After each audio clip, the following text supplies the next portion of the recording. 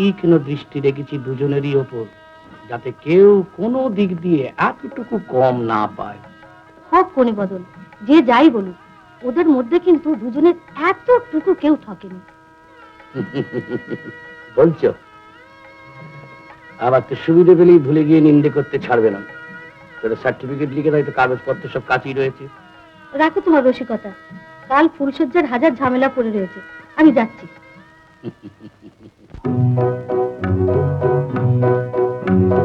মোর জীবনের পরম সবরাতি সুন্দর তর হলো আজি সুন্দর, বহু দিবসে স্বপ্নের আরাধনা সার্থক আজি পূর্ণ অন্তর, সুন্দর তর হলো আজি সুন্দর।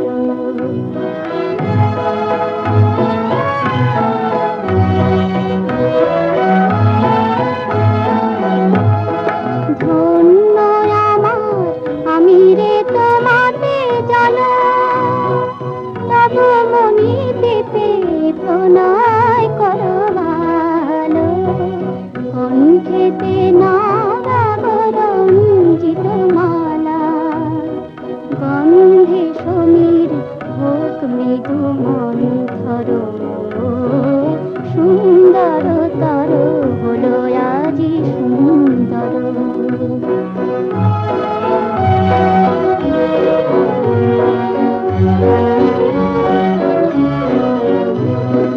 মন আমার আখির কবিতা খানি, তব নয়নের বাণীহারা সঙ্গীতে, নবীন ছন্দে হলো আনন্দ গীতি, মহামিলনে রাগিনীর ইঙ্গিতে।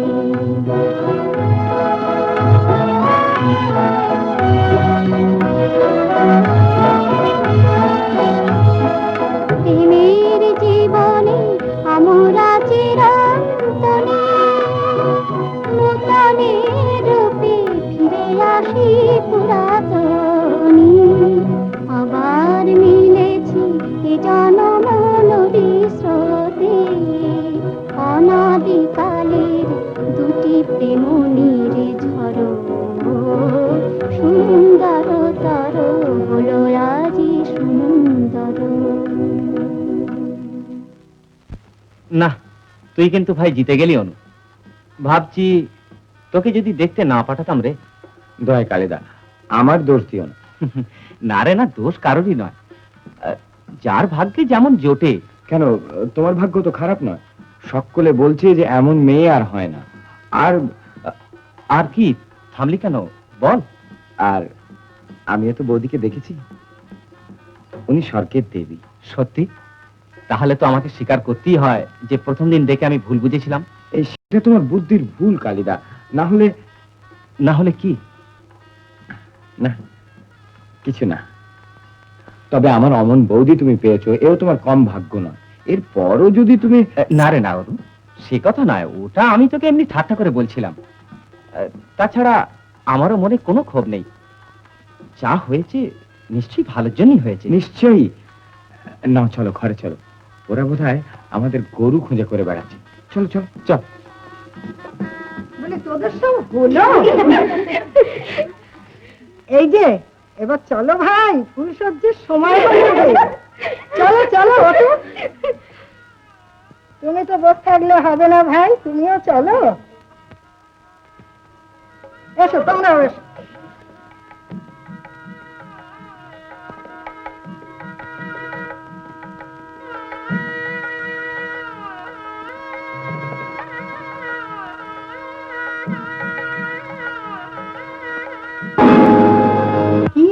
কি হলো ভাই? পাকটা ঠিক যেন জ্যান্ত। ভয় পেয়েছো? এসব আমাদের অনন্ত মেরেছে। এই বাঘটা, ওই ভাল্লুকটা, শিকার বলতে তো একবারে পাগল কিনা। এই দেখো না, ঘর ভর্তি একবারে জীবজন্তু সব সাজিয়ে ফেলেছে।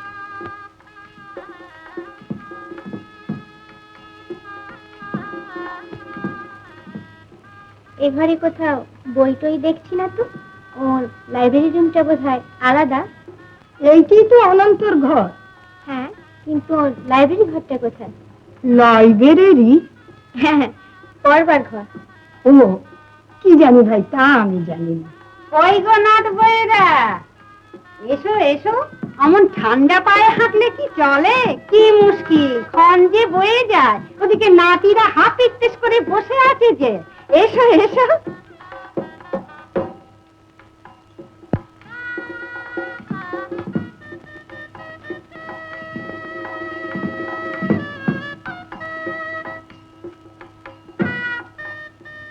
এই যে, এই নাও ভাই অর্জুন, তোমার সুভদ্রা নাও। যা কাণ্ড হলো, একেবারে কোণে বদল। এ সেই সুভদ্রা হরণের মতো। দাঁড়া ভাই, একটু দাঁড়া। এসো নাচবো, একটু বাঁ পাশে দাঁড়াও দেখি। ওসব আর এই যুগে চলে না দিদিমা। ও, তাহলে আর কি করবো ভাই, আমি চলি। আর এ যুগে যা চলে তোরা তাই চালা। কিন্তু সাবধান, এই আশেপাশে যারা আছে তারা ভারী ছিচকে। আমি চলে যাচ্ছি।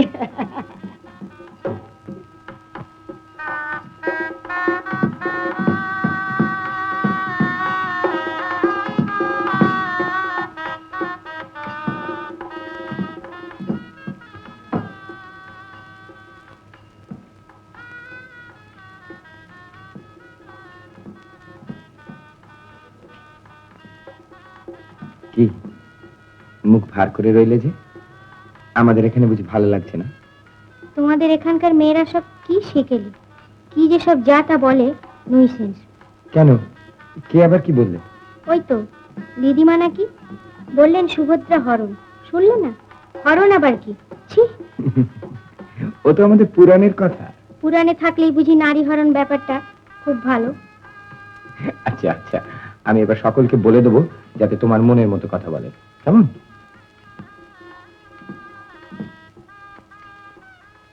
মনের মতো স্বামী পেয়েছে কিনা বললে না তো? আমি কিন্তু আজ এই মুহূর্তে পৃথিবীর যে কোনো মানুষের চেয়ে অনেক বেশি সুখী, একথা চিৎকার করে বলতে পারি। মেয়েদের সব কথা বলতে নেই, কেন? বলতে তারা পারে না। সত্যি? সত্যি? তুমি এক গুলিতেই বাঘটা শিকার করেছিলে? হ্যাঁ, আমি যাকে মারি তাকে দুটো গুলি মারার দরকার হয় না। আচ্ছা, বাঘ ভাল্লুকের মুখোমুখি হতে তোমার ভয় হয় না? মোটেও না, বরং স্কুলের বইগুলোর মুখোমুখি হতে এর চেয়ে ঢের বেশি ভয় পেতাম। তাই ছেলেবেলা থেকে স্কুল পালিয়ে আমি শিকার করেই বেড়ালাম। কিন্তু তাহলে এত লেখাপড়া শিখলে কি করে? লেখাপড়া? লেখাপড়া আবার কখন শিখলাম? যাও, ওসব চালাকি চলবে না। বইয়ের আলমারিগুলো এবার সব অন্দরমহলে নিয়ে আসতে হবে। বই? বইয়ের আলমারি আমার একটাও নেই। আমার আছে খালি রাইফেল, বন্দুক, কার্ট্রিজ, এইসব। আবার চালাকি? আমি কিন্তু আগেই বলে রাখছি, মূর্খতাকে আমি মোটেও সহ্য করতে পারি না, বরং ঘৃণা করি। ও, হ্যাঁ, বাইরে লাইব্রেরি ঘরে গিয়ে তুমি একা একাই বই পড়বে বুঝি? তা হবে না, আমিও অনেক বই পড়তে চাই, তুমি তো জানো না। কিন্তু মিনা, বলো। আমার তো লাইব্রেরি নেই। মানে? ছেলেবেলা থেকে লেখাপড়া আমার মোটেই ভালো লাগতো না, তাই তাই? তাই পড়াশোনা আমি করিনি। আর এখনো ও লেখাপড়া আমার সহ্য হয় না। এ তুমি কি সব বলছো? যা বলছি ঠিকই বলছি। লেখাপড়াও যেমন শিখিনি, ঠিক তেমনি মিথ্যে বলতেও শিখিনি। ও, তাই এ সত্যিটা আগে প্রকাশ না করে তুমি আমাদের এভাবে ঠকালে কেন? ঠকালাম? এ তুমি কি বলছো? ঠিকই বলছি। আমাকে দেখতে গিয়ে তুমি যেসব প্রশ্ন করেছিলে, এলিয়াড, রবীন্দ্রনাথ, মোপাসা। সে তো কালিদার জন্য, কালিদা শিখিয়ে দিয়েছিল। ও, বুঝেছি। তাহলে ঘটক আগে যা সব বলেছিল। কে কি বলেছিল তা আমি জানি না। জানতে তুমি সব, শুধু লুকিয়েছিলে আমার এই সর্বনাশ করবার জন্য। সর্বনাশ? হ্যাঁ হ্যাঁ, সর্বনাশ, সর্বনাশ। এর চেয়ে বড় সর্বনাশ আর কি হতে পারে?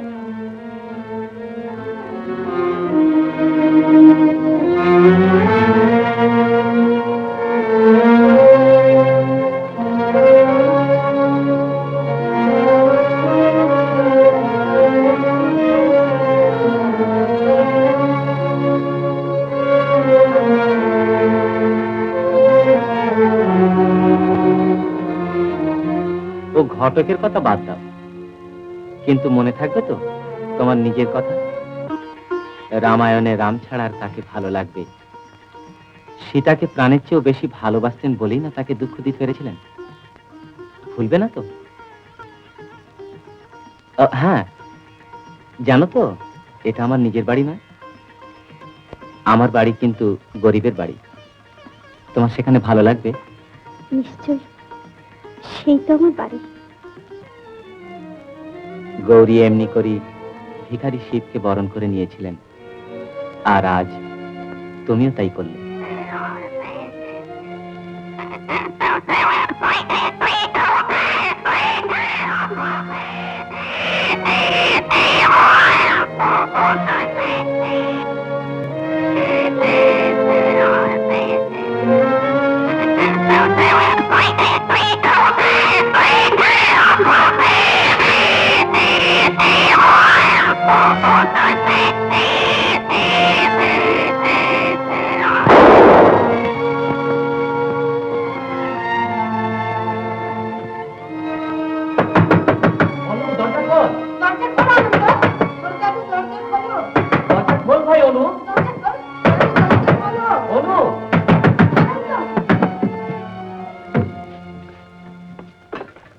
কি হয়েছে রনু? কি হয়েছে দাদু? কি হলো? কি হলো ভাই? কিছু না, একটা কাল পেঁচা চিৎকার করছিল, তাকে আমি গুলি করে মেরেছি। তো তুই অমন করছিস কেন রে? সরে যাও, পথ ছেড়ে দাও। কোথায় যাবি কোথায় ভাই অনু?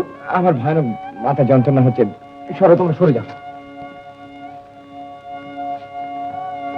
কি হয়েছে? কি হয়েছে নাথবাবু? চুপ করে আছো কেন? বলো, বলো ভাই, কি হয়েছে? কি হয়েছে বলো ভাই। অমন করছিস কেন মা? কি হয়েছে বল। মা, কি মা? চুপ করে রইলি কেন মিনা?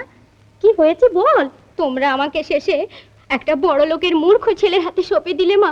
এসব তুই কি বলছিস মিনা? হ্যাঁ মা, ক্লাস 9 পর্যন্ত পড়ে পড়া ছেড়ে দিয়েছে, দিনরাত ব্যাধের মতো জন্তু জানোয়ার মেরে বেড়ায়, বাড়ি ভরা শুধু বন্দুক, ঢাল আর তরোয়াল, একখানা বইয়ের সঙ্গে সম্পর্ক নেই মা। এই গল্পটা ঠিক বুঝতে পারছি না জামাইবাবু, একটু এক্সপ্লেন করে বুঝিয়ে দেবেন? দেখি কি বই? Short stories of Maupassant. Maupassant তো আপনার ফেভারিট সাবজেক্ট না? মোপাসার গল্প বাংলায় দু একটা আমি পড়েছি অবনীশ বাবু, কিন্তু ইংরেজি আমি পড়িনি, ইংরেজি আমি জানিও না। জানেন না? সে কি? হ্যাঁ, আর তার জন্য আমি লজ্জাবোধ করি না। কিন্তু আপনারা যা ভেবেছিলেন, ভুল ভেবেছিলেন, সেগুলো আপনাদেরই ভুল, তাতে আমার কোনো হাত ছিল না। হ্যাঁ বাবা, অদৃষ্টের ওপর আর কার হাত আছে? বসো বাবা বসো। আমি কিন্তু এ কথা স্বীকার করতে রাজি নই। অদৃষ্টকে গড়ে নিতে হবে, অদৃষ্টের সৃষ্টিকর্তা মানুষ নিজে। তাই বলছিলাম যে তোমাকেও তোমার ভবিষ্যৎ গড়ে তুলতে হবে। হ্যাঁ, তোমার কলকাতায় থেকে লেখাপড়া শেখবার সব ব্যবস্থা আমি করছি। তোমার বাবাকেও আমি এই বিষয়ে চিঠি লিখে দেবো এখন। না না, আমি কথা বলতে চাই না বা বলছি নি যে তুমি লেখাপড়া কিছু শেখোনি, তবে আরো পড়ো, আরো শেখো। এসো বাবা এসো, ওসব কথা পরে হবে, ওরা জল খাবার নিয়ে বসে রয়েছে। চলো বাবা, খাবে চলো, এসো।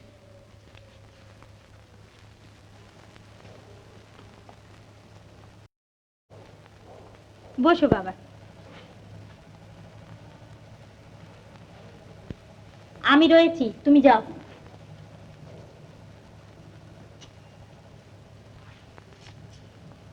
কই বাবা, খাও। মিনা কোথায় গেল? তুমি একটু বসো বাবা, আমি মিনাকে এক্ষুনি পাঠিয়ে দিচ্ছি।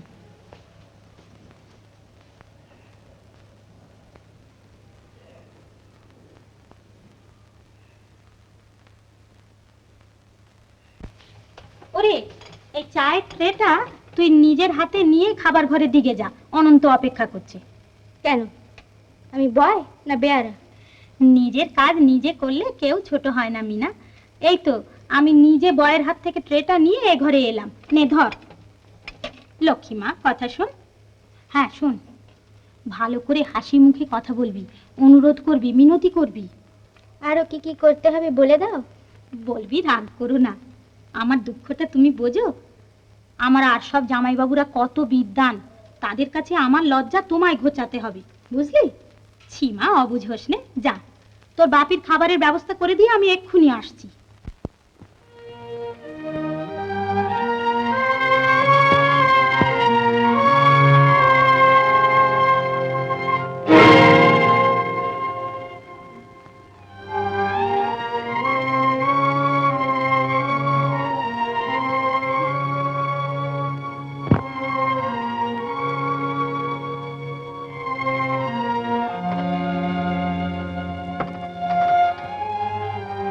কই মিনা?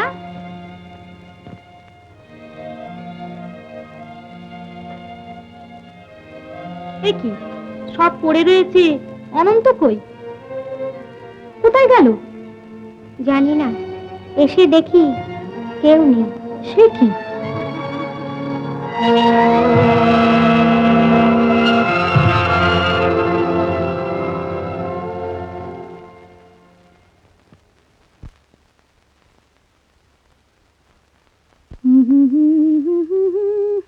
সে কথা কি জানো জানো, কত সুন্দর তুমি,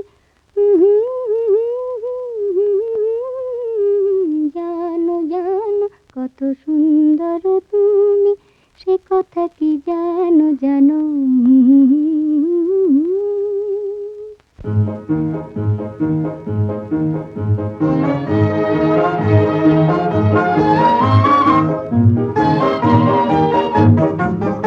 কত সুন্দর তুমি, সে কথা কি জানো জানো, কত সুন্দর তুমি, কত সুন্দর তুমি, কাজল আখির পাতে কি মায়া জড়ানো, সে কি জানো জানো, কত সুন্দর তুমি।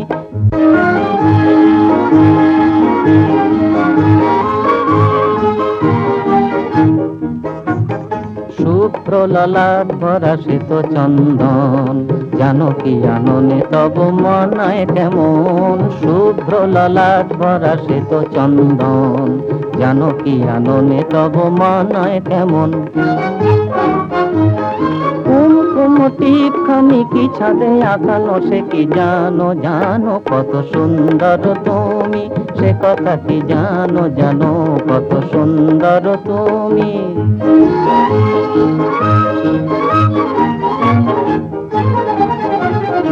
অধরেতে মৃদু হাসি, মুখে কথা বলো না, তাই নিয়ে ফাল্গুনি রচিয়া মিলল না, মুখে কথা বলো না। অধরেতে মৃদু হাসি, মুখে কথা বলো না, তাই নিয়ে ফাল্গুনি রচিয়া মিলল না, মুখে কথা বলো না। কবরীর কুন্তলে করবীর মালা, আরো অপরূপ সে কি জানো বালা, কবরীর কুন্তলে করবীর মালা, আরো অপরূপ সে কি জানো বালা। স্বপ্নালি সাদ মোম তোমাতে ভরানো, সে কি জানো জানো, কত সুন্দর তুমি, সে কথা কি জানো জানো, কত সুন্দর তুমি। এই কি হচ্ছে?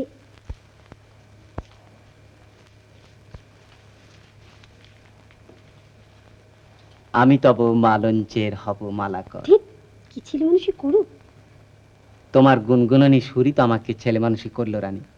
আমি কি করব বলো, আমার কোনো দোষ নেই, অন্ধ নাচার। কত কথাই তোমরা জানো। বৌমা, ও বৌমা, এই মামিমা আইছি, যাই মামিমা। থাক মা থাক, ঘরে বসবেন চলুন মাইমা। না মা, আজ আর বসবো না, এখন একটুও সময় নেই। কাল সারাদিন তোমাদের খবর পাইনি, তাই একবার দেখতে এলাম। তোমরা ভালো আছো তো? হ্যাঁ, কাল উনি কি একটা জরুরি কাজে বেরিয়েছিলেন, ফিরতে অনেক রাত হয়েছে, তাই বোধ হয়। যাক, তোমরা ভালো আছো জেনে নিশ্চিন্ত হলাম। একবেলা তোমাদের খবর না পেলে মনের মধ্যে নানা দুশ্চিন্তা হয় মা। ঠাকুরপুকে আজ কদিন ধরে দেখছি না কেন মাইমা, ভালো আছেন তো? কি জানি মা, কিছুই বুঝতে পারছি না। হঠাৎ শ্বশুর বাড়ি থেকে চলে এলো, বললে শরীরটা এমন খারাপ হলো যে সেখানে থাকতে ভরসা হলো না। মিনাকে আনাচ্ছেন না কেন মাইমা? সে আবার তাঁরা বলেন এখন কিছুদিন এইখানেই থাক, কথাও বলেন থাক। বীরাগমন তো চিরকাল 1 বছর পরেই হয়। কালীনাথের না সংসারের লোক নেই, কিন্তু অনন্তের তো তা নয়। কি জানি মা, আসল কথা কিছুই বুঝতে পারছি না। কর্তায় কর্তায় চিঠি লেখালেখি চলছে, আর কি যে চিঠি তাও জানি না। আচ্ছা মা, আজ এখন চলি। ঠাকুরপোকে একবার পাঠিয়ে দেবেন মামিমা, বলবেন আমি ডেকেছি। আচ্ছা, পাঠিয়ে দেব।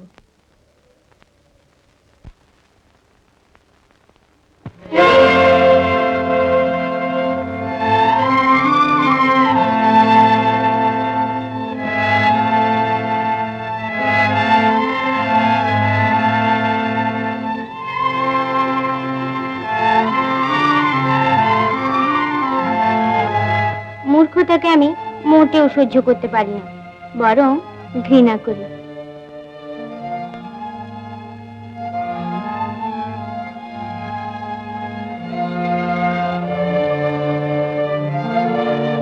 বেশ, আমি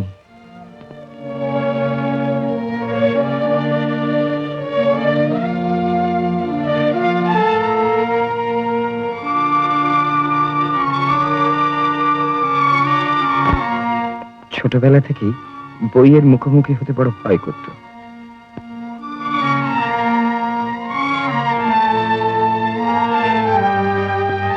হিংস্র জানোয়ার মেরে যে কি আনন্দ তুমি বোঝো না কালিদা।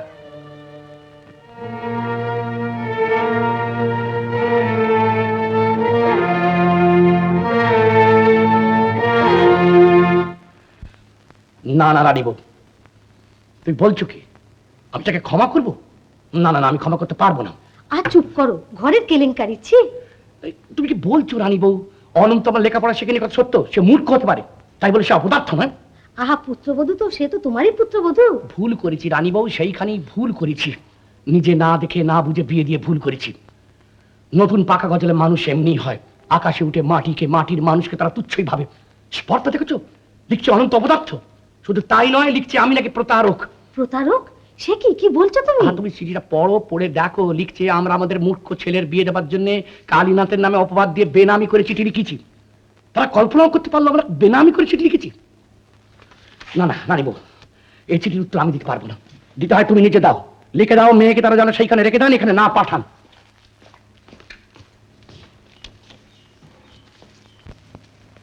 মা, অনন্ত, দেখি চিঠিখানা।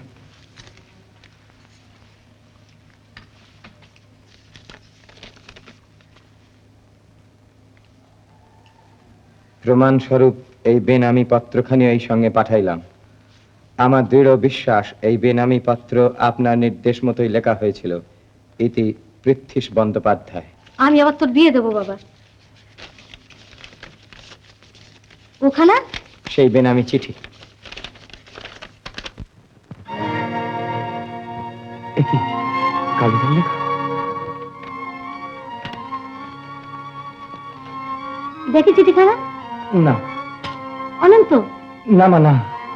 কিন্তু এই চিঠি দেখেই আমাকে স্থির করতে হবে বৌমার বাবার অভিযোগ বা কতখানি সত্যি। আর সত্যি যদি কেউ চিঠি দিয়ে থাকে, কি স্বার্থে সে আমাদের এত বড় সর্বনাশ করলে? কিন্তু মা, কিন্তু কি? তা হয় না। তা হয় না? আশ্চর্য! এতে তোর কি আপত্তি থাকতে পারে অনন্ত? আমার না মা, আমার কি আপত্তি? তবে হ্যাঁ, এই চিঠি আমি লিখিয়েছিলাম, এতে কারো কোনো দোষ নেই। তুই লিখিয়েছিলি?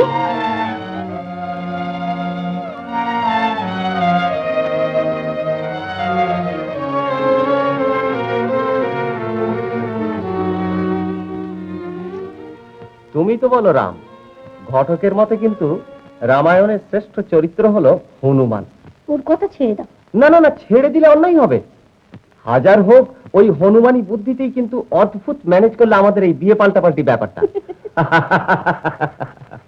কালিদা, ও কালিদা। এই অসময় আবার কে রে? অনু এলি? ঠাকুর এসেছেন, তুমি দরজাটা খুলে দাও।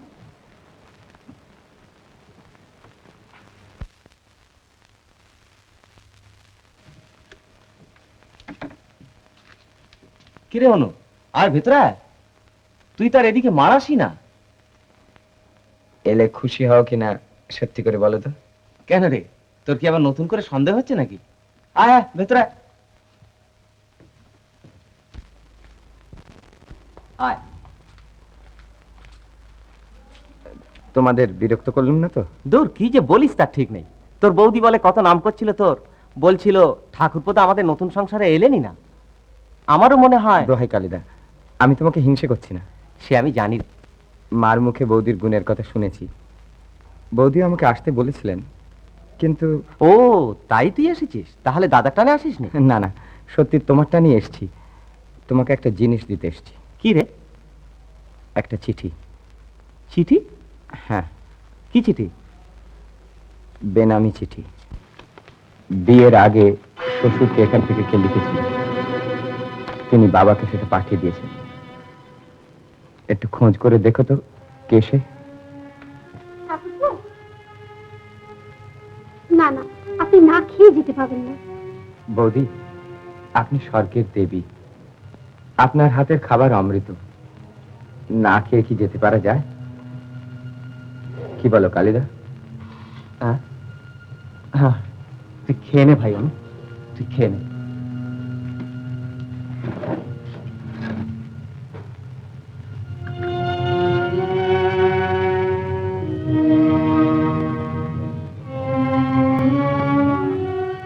ডেকে পাঠিয়েছিলাম, তাই এসে খুব ভালো ভালো কথা শোনানো হচ্ছে, নইলে তো এদিকে একেবারেই আসেন না। এবার কিন্তু একটা অনুরোধ করব, বলুন ডাকবেন। কথা না শুনে কথা দেওয়াটা মুশকিল বৌদি, ব্যাপার কি? আমি ব্রত নিয়েছি, সাবিত্রীর ব্রত। আপনাকে আমার ব্রাহ্মণ হতে হবে। ওরে বাপরে, মুখ্য বামুন বামুনই নয়, ও আমি পারবো না বৌদি। না ঠাকুরপো, আমি স্বপ্ন দেখেছি আপনি আমার ব্রাহ্মণ হয়েছেন। এই কি সব গুণ, আমি গায়ত্রীটা সব ভুলে গেছি যে। আমি কোনো আপত্তি শুনবো না।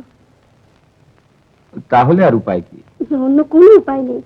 তাহলে ওই কথাই রইল, আপনি বসুন, আমি আপনার জন্য পান নিয়ে আসি।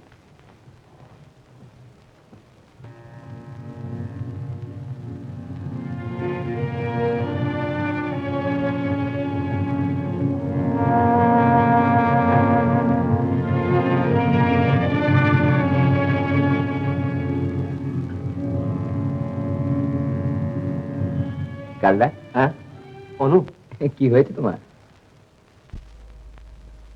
কি জানি মাথার ভেতরটা বুঝলি কেমন কেমন যেন করছে। ও কিছু নয়, ওটো ওটো। আরে তোমার মন তো ভারী দুর্বল রে, ওটো ওটো ওটো।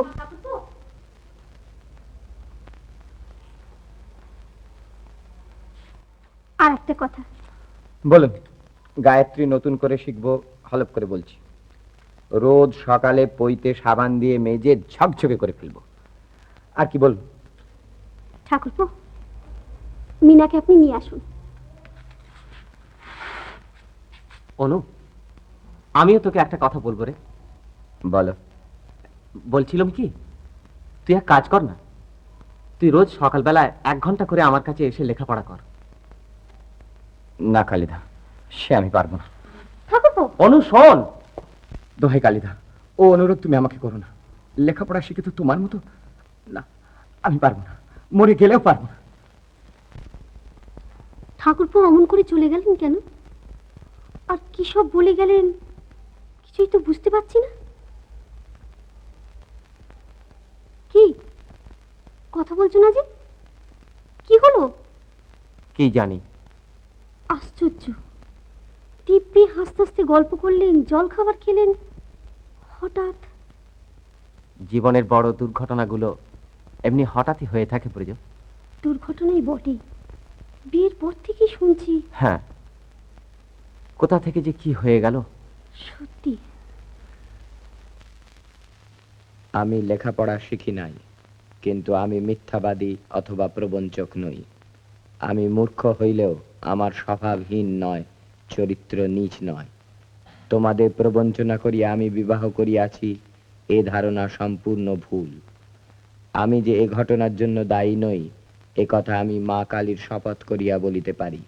মিনা, মিনা, এই যে ও কার চিঠি রে? অনন্ত লিখেছে? হ্যাঁ, নাও পড়ে দেখো। কেমন আছে? সব ভালো তো? সর্বনাশ যা হবার আমার হয়েছে, সে কেন ভালো থাকবে না? কি বলছিস তুই?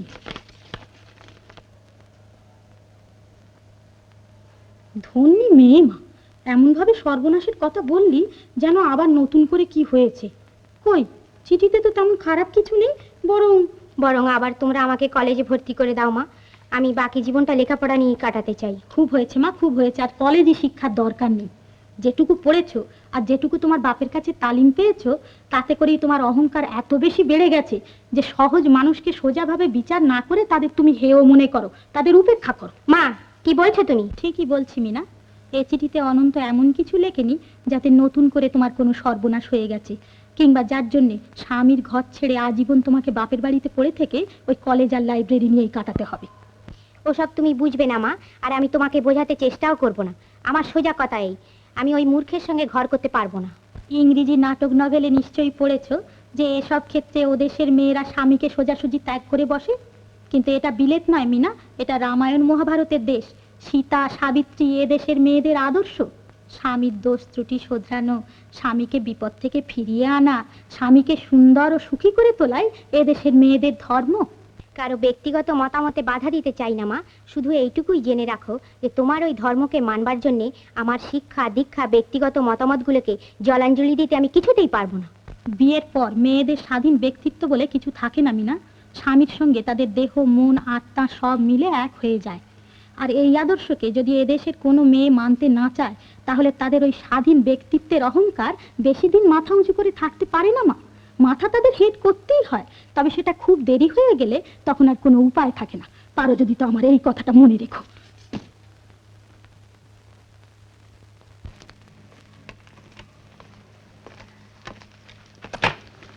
অনন্ত, বাবা, তোর শ্বশুর মশাই চিঠি দিয়েছেন, বৌমা এখন এক্সামিন দেবেন, তাকে এখন এখানে আনা চলবে না।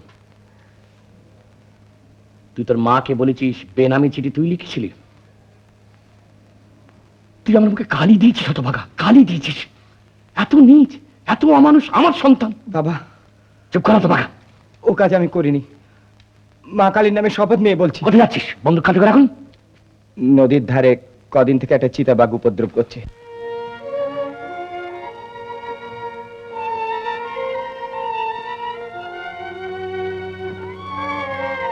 রানী, রানী, ও রানী, আরে রানী গেলে কোথায়?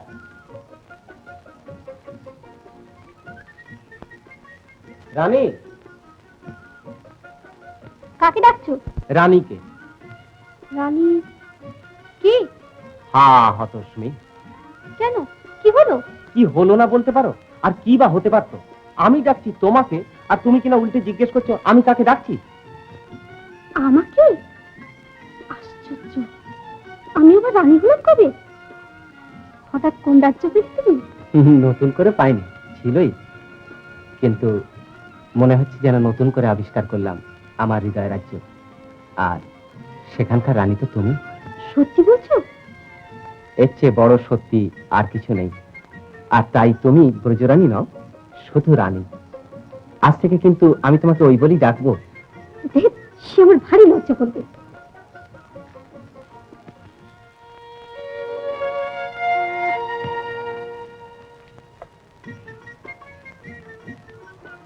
এত সরল বলি তুমি এত সুন্দর রানী। হ্যাঁ শোনো, তোমাকে একটা সুখবর দিচ্ছি। আমি বোধহয় কলকাতা একটা চাকরি পেয়ে যাব। চাকরি? কলকাতায়? হ্যাঁ। বাড়ি? আমি তাহলে কোথায় থাকবো? কেন, আমার সঙ্গে? মানে তুমি যাবে কলকাতায়? হ্যাঁ। আমার কিন্তু কলকাতা একটু ভালো লাগে না। তাছাড়া এই সব ঘর সংসার ছেড়ে কেনই বা যেতে চাও তাও তো বুঝতে। না রানী, এখানটা আমার কাছে অসহ্য হয়ে উঠেছে। আমি আর কিছুতেই থাকতে পারছি না। তুমি বুঝবে না, অনন্ত না থাক, ও তুমি বুঝবে না রানী। সত্যি কিছুই বুঝতে পারি না। আজকাল ঠাকুরপুকে দেখলে আমার কিরকম ভাবনা হয়। আগে তো এরকম ছিলেন না। শুনেছি বিয়ের পর থেকে। শুধু এই বিয়েটা যদি না হতো। ছি ছি ছি ছি ছি, কোথা থেকে কি করেছে, সব কি হয়ে গেল। হ্যাঁ, মিনা চিঠি লিখেছে, সে কথা তোমায় বলতে একেবারেই ভুলে গেছি। লিখেছে লেখাপড়া নিয়ে ব্যস্ত, পরীক্ষা দেবে, তাই সে এখন আসতে পারবে না। অথচ আমি তাকে লিখেছিলাম ঠাকুরপুর অবস্থা দেখে মনে হচ্ছে কোথায় সন্ন্যাসী হয়ে যাবে। তার উত্তরে সে কি লিখেছে জানো? সে সন্ন্যাসী হতে পারবে না। আশ্চর্য। দাঁড়াও, আমি চিঠিটা নিয়ে আসি। না না না, ও তুমি আমাকে দেখিও না, আমি দেখবো না, আমি দেখতে পারবো না রানী। ওদের কথা তুমি বাদ দাও। আগে আমি অদৃষ্ট মানতাম না রানী, কিন্তু এখন মানি। যার যা অদৃষ্ট, আমি বা কি করবো, আর তুমি বা কি করতে পারো বলো? অনন্তের অদৃষ্টে এই ছিল।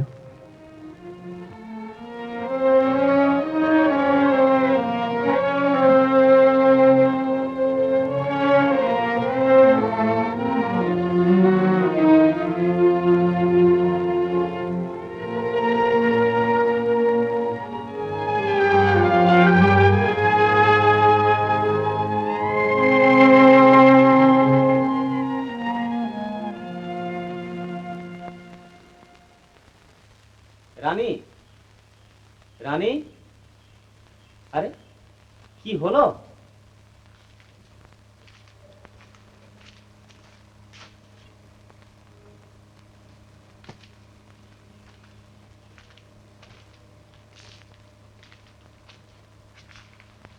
না, তোমার কাজ আর শেষ হবে না দেখছি। কারোর জন্য অপেক্ষা করার চেয়ে বড় শাস্তি বোধহয় আর কিছু নেই।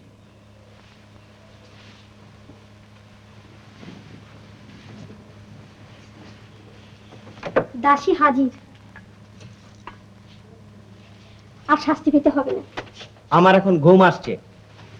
সত্যি? ঘুম তো আর তুমি নয় যে মিথ্যে কাজে ব্যস্ত থেকে আসতে দেরি করবে।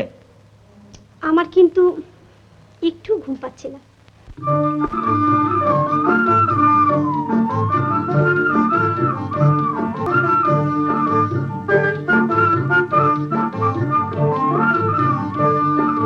তারা চোখে তন্দ্রারেলো, তারার চোখে তন্দ্রারেলো, চাঁদ ঘুমালো ওই, তবু তোমার আমার চোখের পাতায় ঘুম আসে আর কই, বলো ঘুম আসে আর কই, এবার গাইব আমি।